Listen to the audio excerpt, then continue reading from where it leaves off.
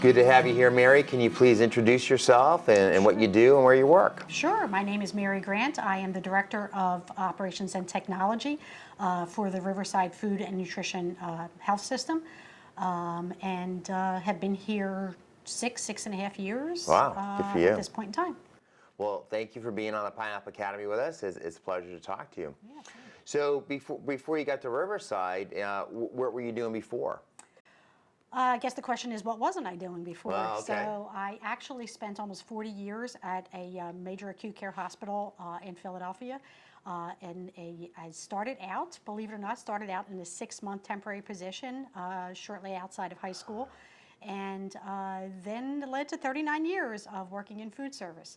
Wow. I remember going back, I was working in the insurance industry right out of high school, and not very happy with what I was doing, and my father said, go to Jefferson Hospital. I said, Dad, I don't want to be a nurse. I have no interest in being a nurse. He said, Mary, there's a lot more that goes on behind those walls than nursing. Not true. So I went in and filled in for someone who was on maternity leave in the food service department. And again, as I said, 39 years later, I was still there. Started out probably, working more, assisting the director on financials, doing clerical work, not even having a desk. I remember having to work in what was called the teak room or the physician's lounge back in those days, and running back and forth, and whoever had an open desk. And lo and behold, the director at that point in time appreciated my work. The young lady did not come back from maternity leave, and history took me down different paths. So I stayed with the department. Individuals say, how could you stay anywhere for 39 years? Well, I didn't stay in one position. I shortly, maybe a year in, had a new director come on board, and positions came open in management. I moved into purchasing or materials management for the department. Did that, was responsible for over a $10 million budget for 15 years. And over that time, I guess proved myself even more. And an assistant director position came open for managing the whole back of the house. And she offered me that, and I spent the other 20 some odd years being the assistant director for, handling tray line, food production, dish room, tray delivery, and worked closely with my peers in retail and the clinical area. We never ever were bored. I miss it, but at some point in time, the hospital decided to contract out the services. All right. And so I made the decision. I was offered to work for the contractor, but I made the decision that I wanted to stay self-op. In the meantime, Riverside Health System in Virginia was going from contract to self-op, and they were looking for a management team. And I was working with Georgie Shockey at the time. Sure. And Georgie was, helping us out in Philadelphia. And she said, if you're interested, let me know. I said, well, I'll venture down there for a few weeks and see what I could do to help carry things through. And then Tony and I connected, Tony Watkins, who's my now boss.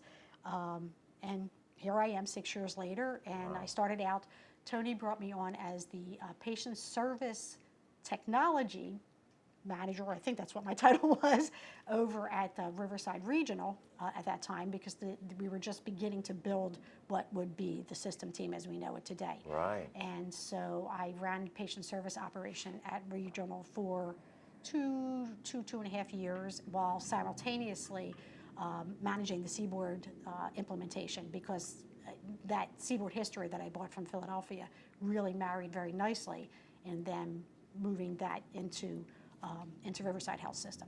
Very nice. And so now, once Tony had the opportunity to expand her system team, I came on board as the operations and technology director. Wow, fantastic. Yeah, absolutely. What a journey. Yeah, absolutely. It's exciting. Who would think, right? Right. Right. Take us back. You mentioned coming out of high school. So tell us about that little time period there as you're coming out of high school and what you're looking at for your future, and then how you kind of basically stumbled into this Well, opportunity? I think, first thing is that I'm from a very blue-collar family. Yeah. And college wasn't always the opportunity. Right. The goal was to go out and make money, okay? Yeah. And I did go to a business-oriented high school, so I had, my feet well-grounded in the business environment, and that's how I found myself in the insurance industry. And it just wasn't challenging enough. I was always Right. looking for another challenge. And I guess to say for anyone coming into any position, whether it be food service or anything you're going into, if you're open to the challenge and you're always looking for something to take your passion down, because finance has always been part of every one of these roles. Oh, I've yes. also had finance in there, or data analytics, as they say today, right? Data Right. analytics. Is just to live your passion. Live your Yeah. passion and never, if you're bored, then it is time to move on. But I have to say that the food service industry has never, ever given me the opportunity to be No, bored. that's Never safe given to me the say. opportunity. Yeah. So have you ever worked in food service outside of healthcare? No, no. Oh, well, I shouldn't say that, because for a very short period of time, around 2 years, my husband and I ventured into buying our own pizza place. So No kidding. exactly. So while I was, putting my 12 hours in at the hospital in Philadelphia, I was coming home to helping him run a pizza operation in South Jersey. Wow. So it was really, really fun. It was interesting to take some of what I did in an institutional world and bring it to Yes, that table. sure. The other piece I'd like to say, though, even though I did not pursue getting my degree, my post-high school degree, I did always believe in continuing education. Yes. So whether it was something offered by the facility that I was working for, or just taking college courses along the way. And I said to Tony just the other day, I said, darn, if I had had that marketing course when I bought that pizzeria, I'd probably still be at that pizzeria, and maybe not sitting even here, because Right. it was different, but at the same time, food is food. Food is food. And if you're making your customer happy and you have a passion about taking care of your customer, whether you're doing it at the hospital or you're doing it in a pizzeria, you're doing it. Well said. Yeah, That yeah. is awesome. What I think is inspiring about this conversation too, particularly for people who are trying to figure out what they want to do, and we all come from different backgrounds. That the fact that you started this journey right out of high school, and it wasn't about going to college with a passion necessarily, or like, oh, I'm going to do this like some high school graduates do. You just it was an organic thing, and Yes. and it just led you into it, and then here we are 40 years later, and you're a successful F&B executive in a great healthcare system. Absolutely, absolutely. And, my daughter turned out to be an RD. So, Isn't that funny? so Yeah. she did go down that path. But interestingly enough, now she's going into nursing school. So it is, again, you step into one world, and Right. where that takes you is where you allow it to take you. That's wonderful, yeah. In going into being a registered dietitian at a hospital in Texas, she saw that I want to take care of these babies in this NICU. I actually want to have more hands-on. Well, to me, I have a passion for food. I love to eat. Yeah. I love food. I married a man who's a wonderful, wonderful cook. And so staying in the food industry just was the natural thing to do. Right. Because not only did I want to take care of people were very important to me, and satisfying them. And what better to satisfy people with than food, right? Right. So I look forward to retiring next year. So I don't hesitate to say that I didn't do the right thing over the past 46 years in the food service industry. Well, good for you. I'm really happy. I'm very happy for Right, you. right. That's just awesome. Yep. Let's explore this a little bit, because this is a reoccurring theme in conversations that we're having around the country about, stepping into healthcare, even through food service, or any sort of support services into healthcare. It really opens a door to many different ideas and paths that you can go as at any stage in your career. I mean, like you just said, you can become an RD, you can become a nurse. Right. I was told stories about people, moving from food service into being a lab tech. Absolutely. There's so many positions. Finance, materials management, things that many people, get excited about. There's just so many opportunities in healthcare for different skill sets that are required. It's, we were even talking about, electricians and plumbers and maintenance people and repairmen and all that. It's everything. Well, you're right too. And over the course of time of being a food service manager, you're exposed to almost every one of those disciplines you just talked Right. about.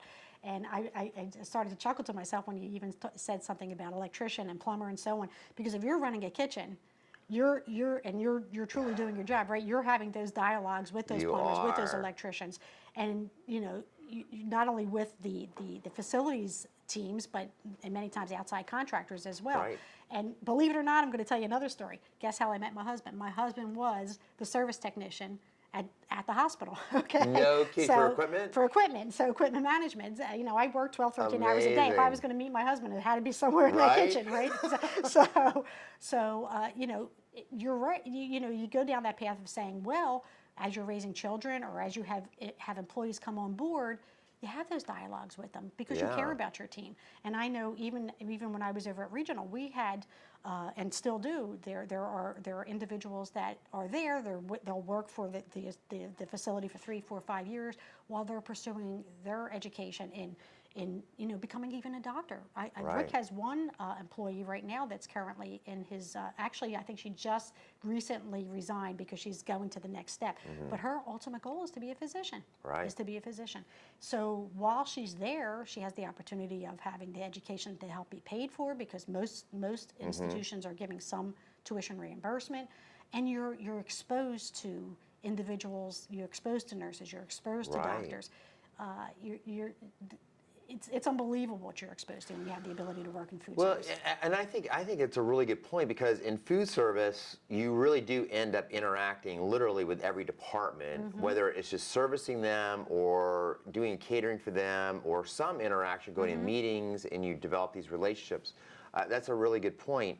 I look at EVS and food service as the two departments that touch everybody's lives, all the patients, the visitors, and the staff that work in the building. And there's no greater service than those two departments can provide to the building. But to your point, it is a great way for high school and college students at any level to work in because just like what you said, there's support for continuing education and taking classes, and there's reimbursement opportunities, and particularly in today's marketplace. I mean, healthcare is only going to get bigger. I mean, that's the thing that people really need to understand is as the demographics of this country, shift to an older clientele and population growth, the amount of healthcare that we're going to need is only going to get larger. Yes. I don't necessarily see the big, huge hospitals being built, but smaller, strategically located hospitals and environment specialty hospitals. Those are where this whole business is going, and there's just going to be a lot of opportunities. And long-term care. Long-term care I wasn't And exposed to long-term before I care, came right. here. I worked most of my career in acute care operation. Right. But coming here and realizing that what the residents' needs are and how we can take care of that. Oh man, I loved it. Loved it. My first exposure to there. In fact, now if you gave me the opportunity, I think I might lean more towards resident care than an inpatient because you get to know those residents are your mom, are your grandmom. In the hospital, people come and go. Right. But when you're dealing with the resident, it's a different story. The other thing I wanted to just emphasize too, we are many times thought of as a stepping stone, EVS food service as a stepping stone in the industry. And I don't want to discount that. That's important. But I want people to realize too that you can, just like I did, you can come in to the industry and be very satisfied staying in the industry. We don't want to have people come through just to use us only on that basis. Sure. But get excited about being in food service. There's lots to be excited about here. Yeah. We're not just about being a chef, just like we talk about work, like I said, coming to a hospital, being a nurse. There's a whole lot more going on behind it. If you're into finance, if you're into business, if you're into data, food service can be your home. Sure can. So, we don't want to lose technology, period, exactly. We don't want to lose good, passionate people. We want to encourage them to say, you can make a difference in the food service industry. Yeah, there's no doubt about it. When you really reflect on it, there's very few positions that can't contribute something to food service out there. So whatever your passion is, Absolutely. It could even be marketing. I mean, hospitals are becoming much more aggressive in their ability to market their retail programs, both within the campus but also off campus. So I've been to many hospitals where they have a very robust retail where, you know, local community members come in. It might be a business down the street or an office park or other things that come in because, you know, That's what I was used hospitals to. learn that the retail experience can be very positive Absolutely. in many PR, finance, all ways. Exactly, exactly. And that is really what I was used to when I was in Philadelphia. We were a Center City hospital. So Right. we probably had as many outsiders, well, I wouldn't say as many, but we had a lot of individuals that came in because we cooked good food Yeah. and we sold it at a fair price. Yes. And people said, hey, I'm going over to there for lunch Yeah. because it was wonderful. You know, we're a good restaurant. Right. Our retail operations can be as good, if not better, Right. than a local restaurant. And we could sell health care at the same healthy food at the same time. Exactly. Right. And wellness, the And idea of wellness. wellness. Yes, I think yes. that's the piece that I've seen shift, you know, in I got into healthcare in '08, moving over from the hotel industry, and I've definitely seen a larger pivot towards wellness ideas and how to take care of yourself versus, you know, only dealing with sick people. Yes. You know what I mean? And, Yes. that's a generalization, but I'm just saying there's definitely more emphasis on wellness and showing people how to eat right and the opportunities in retail and in patient Exactly. services to show people, you know, food is medicine and let's show you how Perfect. it can help you. Absolutely, Yeah. absolutely. Talk a little bit about, you know, I know you're about to retire, so I mean that's wonderful. So for a young person, you know, and here you are, you're at the tail end of your career now. What would you say to them, you know, from your heart, like, hey, here's what I wish for you, or here's an opportunity I want you to take a look at? I guess what I would wish for them is to be fortunate enough to have, and I say this also to leaders out there in the industry, so not only to those coming in, but to the leaders in the industry today. Look at who's in front of you. Right. I was very fortunate that I had a leader back in the day who was my director for over 35 years. She took that chance on me. You know, I did not have that college degree. I did Right. not have that culinary background, but she saw something in me. So look for those individuals that are right in front of you. Yeah. You know, what difference can they make? And so, but in order to be visible, you have to have a passion for what you do. So Right. my boss, Kathy, at the time, Kathy Goldberg, she saw at the time that I had a passion for everything that I touched. If she gave me something to do, I did it with a passion, Right. because that's where I wanted to be. And so show who you are capable of being. And if Yeah. you're not feeling that, then move on. But if you're feeling it, let those individuals around you know, and Right. they are going to see. And again, I say to individuals coming into the industry as well as current leaders, they're out there. They're in your kitchen. Look for They them. really Look for are. them. You know, I think that's one of the biggest joys of being in management is seeing those, you know, unpolished gems in your crew and seeing they've got something and then working with them to a point where, you know, they see the career in front of them, they see the opportunities, and suddenly, you know, you're inspiring future leaders and people who want to move up in the organization. Absolutely, and be that mentor. You know, Right. right now, I have to say, years have gone by since I've left Philadelphia. I stayed in touch with us, at least through Facebook, if nothing else, through many of my team members, and to see where they've gone, see where they've Yeah. grown, even leaving the industry. One is an architect at this point, but we stay in touch, and they thank Yeah. me to this day. It's because of you that I did this, or because of you that I Oh, did isn't that nice? And I want to start. I'm going to get teary-eyed now, but that is part of it. That's part of Sure. it. Whether you're in food service or anywhere else, caring about your team right. and helping them succeed is critical. And my God, the satisfaction that you get, that not only are you doing a good job, but you've helped enrich other people's lives. That's exactly right. Absolutely, absolutely. Talk about the lifestyle experience in working in food service and working in healthcare in general. I mean, I think that's something we really need to really promote, what that lifestyle is like, so people really get a good idea on what it can do for you, you know, personally and for your family. That's a tough one for me to answer, because if my family ever watches this video, they're going to say, My lifestyle was I dedicated my life to my job. Okay. Right, okay. So, but with that being said, I've also hired chefs out of the industry that were in the food service industry, leaving the restaurant or the hotel at 2:30, 3 o'clock in the morning. Right. 4 o'clock in the morning even sometimes. Never having any kind of home life as far as Right. raising their families. So, when you're working in a hotel, working in a restaurant, and then coming into the hospital industry or the healthcare industry, from what I've heard from them, and they've been extremely happy in making that move. They Yeah. were able to have a life. As a manager very dedicated, I can't say that the life's any better one side of the bridge or the other, to tell you the Sure, truth. you don't have a reference Yeah. point, but Yes, you still, yes. you've experienced many more holidays than Yes. probably most food and beverage executives. You probably have had more time off and better benefits. Absolutely, I mean, absolutely, yeah. absolutely, and probably more job security. More Yes, job security, absolutely. more Job security is amazing. especially with what we've just dealt with over the past 2 years. That's right. How many restaurants had to close down or That's right. cut their hours? How many hotels weren't doing That's right. catering? Right. So.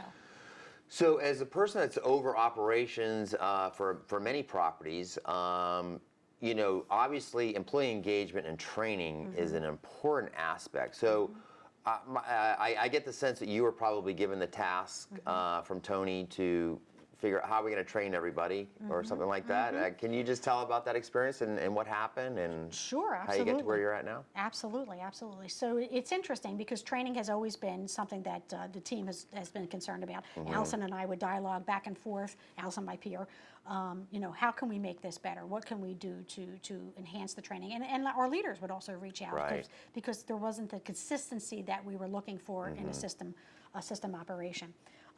So one day, believe it or not, I was happening to scroll through LinkedIn. It's usually my nighttime activity. I just Right. scroll through LinkedIn, and I saw Pineapple Academy, and I was like, "Wow, this looks really interesting."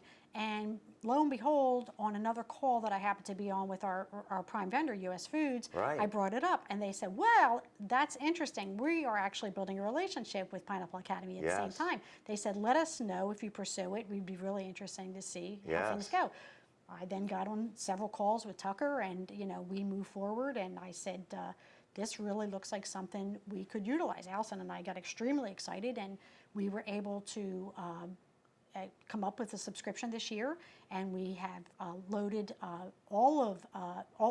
many, let's say 36 of the learning modules into our learning system, Right. so that we could assign them, we could monitor them, and we decided to not.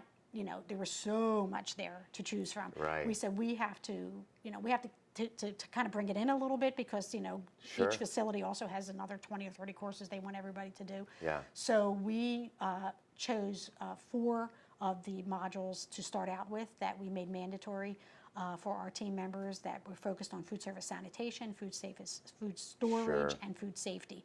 And then really looking forward to next year. And even taking Pineapple Academy's information, because now we can do group learning, which will make Yes. life even more interesting. And we're building a calendar of training that our leaders can do in the kitchens.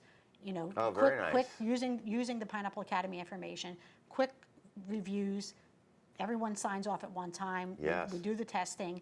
We then download it back into our learning management Yes. system, and it's all documented. So if we need to look at Ah, anyone's transcript, fantastic. we're really, really excited about our Wow, relationship with Pineapple. that's awesome. Absolutely. Well, Really thank you excited. so much, Yeah, Mary. absolutely. It's great having a champion like you on our team. I really appreciate it, particularly with all the experience that you've had. Okay. And thank you for being with us today, and Absolutely. thanks for doing everything you've done in your career. And Okay. congratulations on your upcoming retirement. Thank you very much.